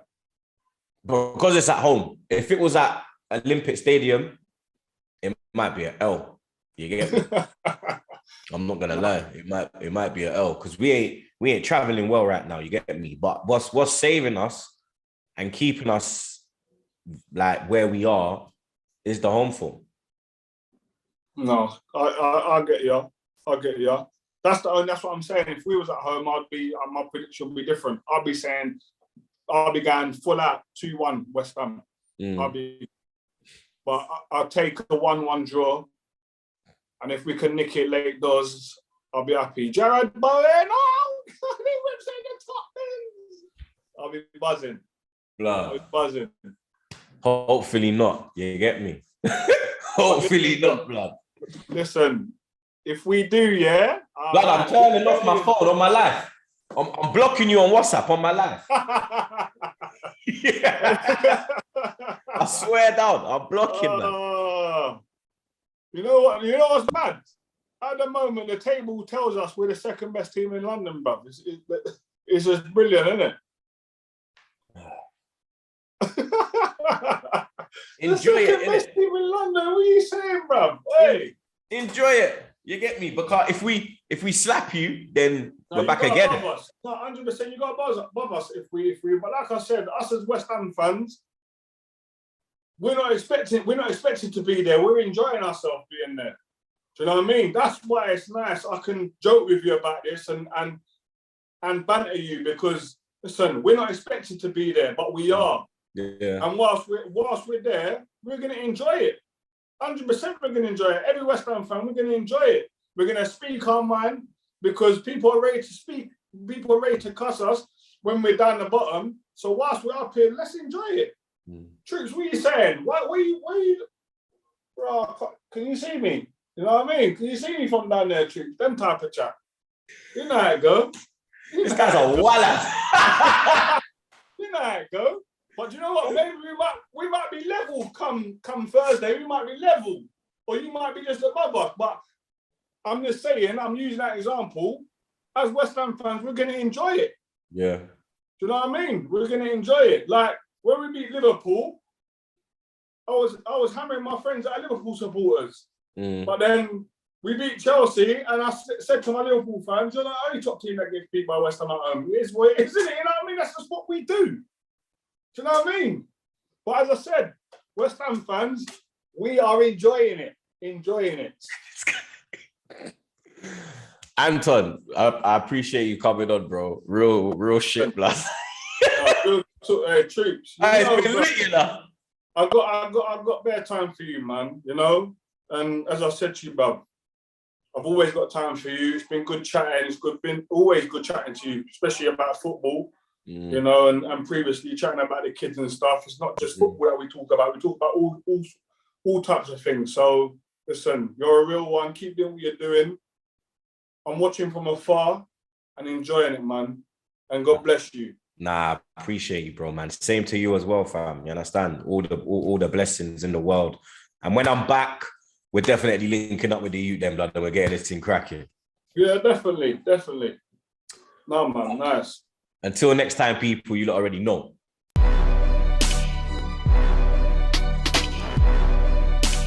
Alrighty. Thank you to Anton for coming on. Thank you to Anton for coming on the pod. He fucks with you heavy. Sorry, I missed it again, but I mean, I would have loved to meet him. It will happen. It will happen, I'm sure. He said if you come Emirates, you need to bring a booster chair. That's what he said? Yeah, blood. This guy is already throwing shots. Okay, you know what? I like him. I like Anton Ferdinand. The fact that he already feels comfortable. He feels comfortable enough to be throwing grenades at me. I swear down. I'm like, what are you talking about? I said less of that, but I said I'll just put him on my shoulders. He said he needs to bring a booster share. He's taking the piss, blood. Emirates is one of those grounds that's good. It's a good viewing ground, right? You can see from everywhere, pretty much, right? Do you know what? There's not a bad seat in the house at the Emirates, bro. There's not a bad seat in the house, blood. There's a couple stadiums that are like that, innit? Yeah. Like no matter where you sit, it's not a bad view. Emirates is one of them, blood. Okay. Because the way they've built it, the views are lit, bro. Every angle. So it wouldn't be an issue. The booster chair situation would not be an issue whatsoever at Emirates. Nah, the only time you might need that is if you're behind the goal, blood. Then boy, you definitely don't need a booster chair, blood. When people go nuts. You get me? Nah, but again, thank you to Anton. So Troopz, bro, West Ham's coming to the Emirates. What are you saying, bro? What you saying? I mean, these are the teams that are in that area. These are the teams that we're competing against, bro. They ain't beat us for time. 2019, last time they beat us. You get me? I told Anton already, bro. You get me? If it was at Olympic Stadium, it's a different game. But they're coming to Emirates, bro. You get me? Our home form is strong, and I believe we'll get the win. And actually, David Moyes. How are you feeling? David Moyes' record is even worse. Not just West Ham, just Moyes himself. He hasn't won at the Emirates in the last 17. He's drawn 13. I don't think Moyes has ever won at the Emirates. Yeah, he's drawn 4, lost 13. Yeah, you see, because we absolutely used to batter Everton at the Emirates. Yeah. When he was at Sunderland, we smoked them. And I believe when he was previously in charge of West Ham, we beat them. And did we play him at United? We did play him at United. When he was United manager, he beat us at Old Trafford, at Emirates. What was the score that year? At Emirates. Old Trafford, we lost 1-0. Van Persie header. Oh, okay. And then 13, 14. I think it was 0-0 or 1-1. At the Emirates. Mm. But yeah, I mean, it's how am I feeling as you asked, bro. That made me feel a bit better. But again, these are the games that count, and history shows us that these games against the guys that we're competing directly against, we don't do that well. So we just go hiding. Our players that usually play well against the smaller teams, all of a sudden just disappear. So I'm nervous. I am very, very nervous, but optimistic too, because of that whole he's never really beaten us whatsoever. So I'm optimistic we can do it, but for some reason it's just that mental aspect of, hey, these are the teams that we're competing against. No matter their form, we're always just gonna bottle it, because that's how we roll. We're at home though, man. It's not like it's away. It's a bit different. Yeah, that's good. And the Emirates we've been playing great at the Emirates too. So that's another plus. But hey, I don't know. I am just nervous. It's just because I want to beat them. I want to beat them so bad. Because these are the ones where, this is where you're really measuring Arteta. Have we actually made progress, or, are we wasting our time like many of us believe that we're doing with this guy? So hopefully he shows up, man. Arteta needs to sack up and fucking do something in this game and actually just show up and give us something to smile about. Give us something to smile about again, because I mean, people. The Southampton one. I don't know if people were as happy. The Aubameyang news came out, and the win really did cover that up a little bit, but it wasn't. I didn't really feel as great after the Southampton one. This is the one where if we win, all right, I'm smiling. Nah, I think we'll win, man. It'll be a tough game. West Ham ain't on the best of form right now. You get me? They're not going into the game like on like electric form. You get me? They've been performing well at home. You get me? Their away form has been a bit up and down. You understand? So yeah, man, I think we got enough to beat them. Yeah. Who would you go for? We haven't had the press conference from the manager yet, but just based off the weekend, who would you go for? I go with the same team that played against Southampton. I'd go Ramsdale in goal, Tomiyasu, Ben White, Gabriel, Tierney, Xhaka, Partey, Saka, Odegaard, Martinelli, and Laka up top. Yeah, I think I'll do the same. I liked how. Yeah, I'll do the same. I'm hoping so. The one that I was really thinking about maybe switching out is Martin Odegaard, because against these against the He scored against faster, West the Ham in his last that's- game. He scored the equalizer, the 3-3. In these bigger games, though, he scores in the hasn't big really- games. He scored against United away. He scored against Everton away. He scored against he West slows- Ham he away. slows- He he scored slows against the game Tottenham down. at home. He scores in the big games, bro. I'm just giving you the stats. No, that is true, but I get the sense that he slows. His style of play against these bigger teams, the slow. Nah, but West Ham ain't like a. line. Nah, but you're moving like fucking West Ham or fucking Man City or fucking Liverpool, blood. The fuck is wrong with you? You fucking mad? They're not, but I'm just nervous, man. I'm nervous. He was the only one that I had the thing, but I guess I'd keep that team picks itself. That team picks itself. He really did boss around. He was passing the ball around like a madman. You don't. You can't drop him on the form he's on as well. Yeah, blood. yeah, You get me? yeah, yeah. True. Yeah, I would keep him in. I guess. Score. 2-1. They'll score. Antonio, they got a threat, blood. Fornals, Rice, Souček. I'm gonna go 2-0. I don't think they'll score. They got injuries though. Zuma's out, Ogbona's out. Uncle Ogbona's out. Yeah. Hey, Uncle- Anton was telling me. He said they might have to go with Dawson. Craig Dor. He played this weekend. Yeah, he did play this weekend. Yeah, him and they said him and fucking that young brother they got, Baptiste. Yeah, I actually don't think they'll score. I'm gonna go 2-0. I'm gonna go 2-0 us. Hopefully, actually, you know what? With how things are moving, man, I just want to send a shout out to the coaching staff, and I hope they get well. But I mean,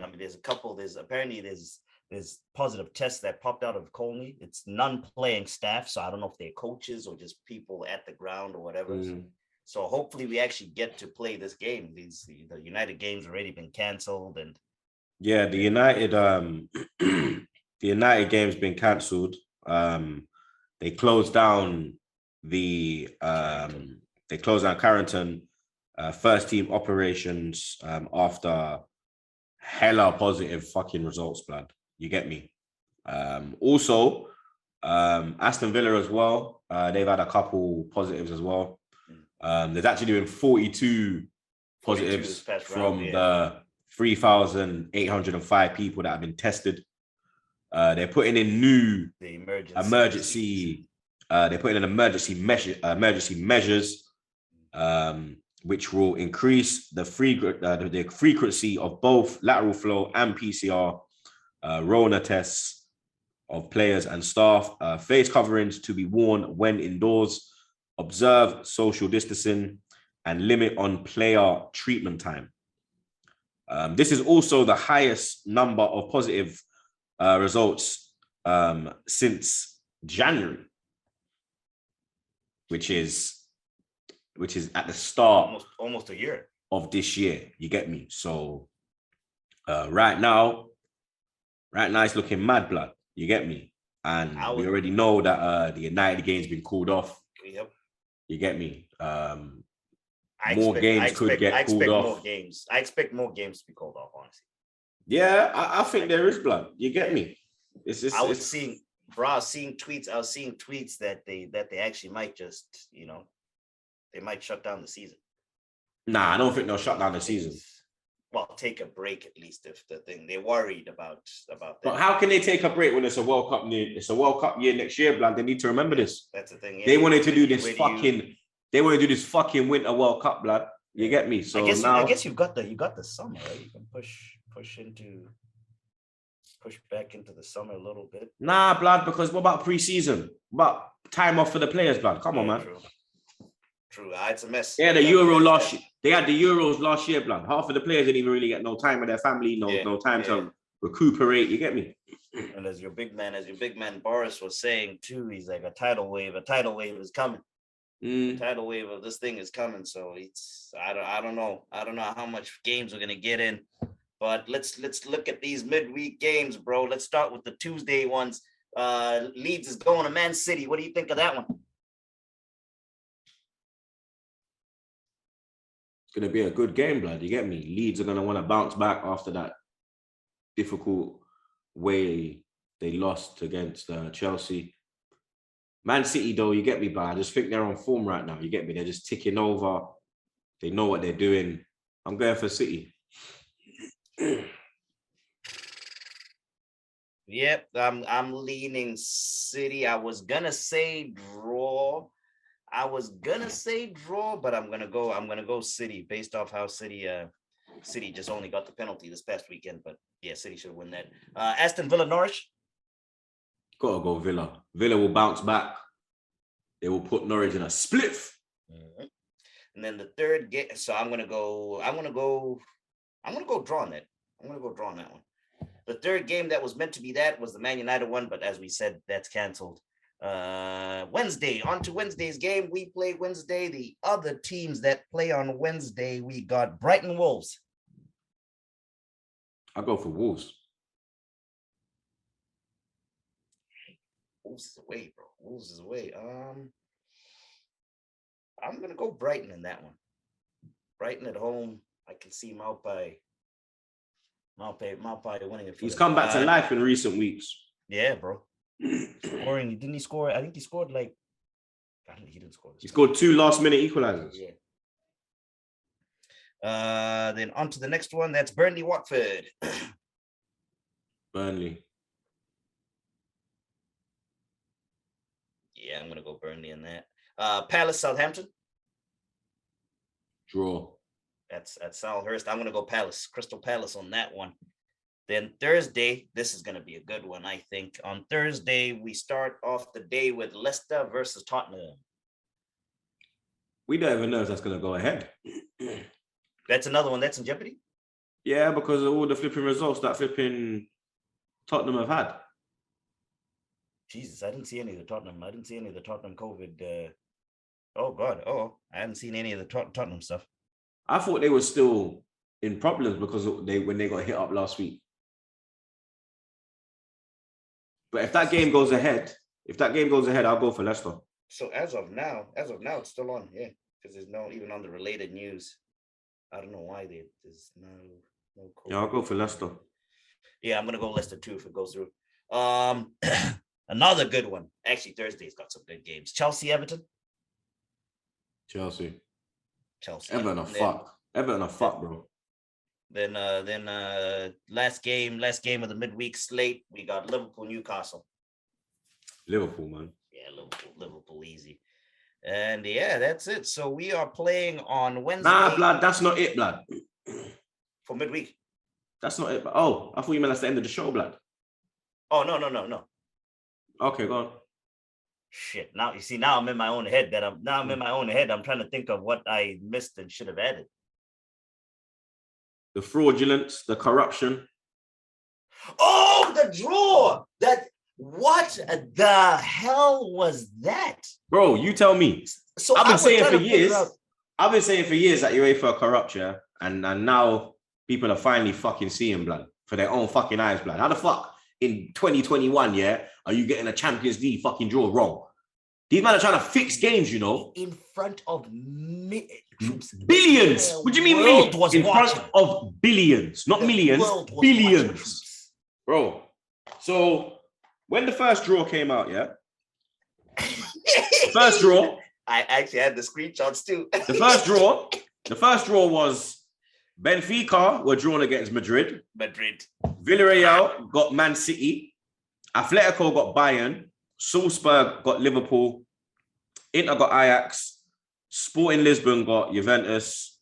Chelsea got Lille. And PSG got United.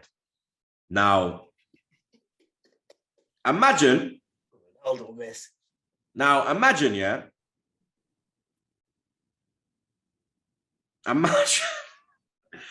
Imagine, yeah. Real Madrid get Benfica, yeah. Yeah. And then they redraw it, yeah. They redraw it and give them PSG, blood. Yeah. Man United got PSG in the first draw, yeah. Then they rechanged it and gave them Atletico, blood. The only team to draw the exact same tie. That was crazy. The only team to draw the same tie that was drawn in the void draw and the redraw was Chelsea Lille. Yeah? Salzburg thought they had Liverpool. Now they got Bayern. Yeah? So now the new draw is Salzburg will take on Bayern. Sporting Lisbon will take on Man City. Yeah? Now, Sporting Lisbon, imagine how they feel. They had Juventus, yeah, who, now obviously, Juve are a top team, bruv, yeah? But I mean, if you've been watching Serie A this season, Allegri, he's not doing that well this year. You get me? He's kind of building, he's trying to switch over the philosophy from the previous philosophy, and Sporting would have been happier with Juventus, blood. Now they got Man City. Yeah? Benfica taking on Ajax. Yeah? Benfica had Madrid. Now they got Ajax, blood. They're probably partying in Lisbon. Yeah? Chelsea take on Lille. That one was done in both. It was the same. Yeah. Atletico got United. Villarreal got Juve. Inter now take on Liverpool. Yeah? So Liverpool is another team that could feel hard done by because their first draw was Salzburg. Salzburg. Salzburg. Now they've got Inter. You get me? And then finally, PSG take on Madrid. Now, PSG, when they probably saw the draw come out first, they saw Man United. Yeah, we can go up there, kick the ball around a couple cones, top bins it, and go back to France. Yep. Now, they have to play one of the form teams in Europe, and they have to go up against my brother, King Karim. Who scored this weekend? Did you see the volley? Did you see? I saw it. On smoke, bro. And you know who's even more on smoke on that team? That Vinicius, brother. Yeah, him and my man is playing well, bro. Him and Benzema. You know what? Benzema's made him so much better. Those two are killers, bro. I'm telling you. But Benzema has improved that kid's game so much more. When he went there, he was so raw. You could see he had glimpses, but he was just raw with it. Now, bro, when he gets the ball, he's just direct. His end product is second to none. He's got goals. I think Vinicius has scored fucking 13 goals in La Liga this year, bro. Yeah. You get me? It's not just Benzema that's 2021. Yeah. It's not just Benzema that's firing, blood. It's the whole team, like. Yeah. Even Modric is looking better than ever. You get me? Like, they got up, like they've got the fucking Ramos replacement now. You get me? At the back of the defense. Like, they're looking good, bro. You get me? And bro, PSG better be careful, blood. Because it don't matter if you got Mbappe, Neymar, and Messi, blood. Yep. You got that fraud Poch as your manager, blood. Yeah? No midfield. The king of the bottle jobs, blood. And your piss poor midfield, blood. Yep. So you get me? I think PSG is in trouble, blood. But I heard Madrid were pissed with UEFA. I think they like trying to take like legal action and stuff like that. They were saying that what should have happened was that first draw should have stayed as it is up until the point where they realized they messed up, and then that's where they just should have redrawn from. Because of course Real Madrid at that point was drawn against Benfica, as you pointed out. Looks like UEFA and fucking looks like UEFA. So I was watching that video clip. What actually happened? Was he was meant to pick a ball out of the second one, I think it was the Man United labeled one, and he did. Yeah, but they never put the Man United thing back in or something. It's bare confusing, bro. I was watching it, and I was trying to understand what actually happened and what he was actually meant to do, but he just fucked up. And you can see. I don't know if you look in the video, you can see that they. Yeah, he was pissed, bro. He knew his job's on the line. His job's on the line, blood. We've blown it, but yeah, I know corruption at its finest, man. Corruption at its finest. the most corrupt, legal. That's a legal mafia right there, UEFA and their corruptions. So that was the Champions League round of 16 fixtures, which will be back sometime next year. I think it's like in February that they come back. I believe it's in February. Yeah, we will let you know. We will let you know when that is. So as I said, people, we are playing tomorrow. Tomorrow it's 3 p.m. Eastern Standard Time. That's 8 o'clock in the UK. So we're going to be live at 2:30, 7:30 in the UK, 2:30 here on the East Coast, and 2:30 minus 3 is 11:30 out on the West Coast. So make sure you tune into TroopzTV for that, for the watch along tomorrow when we play West Ham. Troopz, bro, we will reconvene tomorrow, man. Hopefully this team takes care of business for us, my G. Trust me. Yeah, man. To Jetski, to Josh, to the whole Back Again team, the tech guys and all. Thank you to our good friends at Black Rifle. Thank you to you guys, man. Grab some Black Rifle coffee, veteran owned. This stuff is good. I drink it. It's awesome. I love me some Black Rifle. And yeah, I think all that's pause. All that's left to say from me is thank you again for listening. Make sure you leave a like, leave some comments in the comments, leave a like on the video. And as we end every single one of these episodes, people, this Omni fucking thing isn't a joke. It's not a joke at all. So make sure that you're washing your hands. Stay safe. Wash your hands. Wash your fucking hands, blood.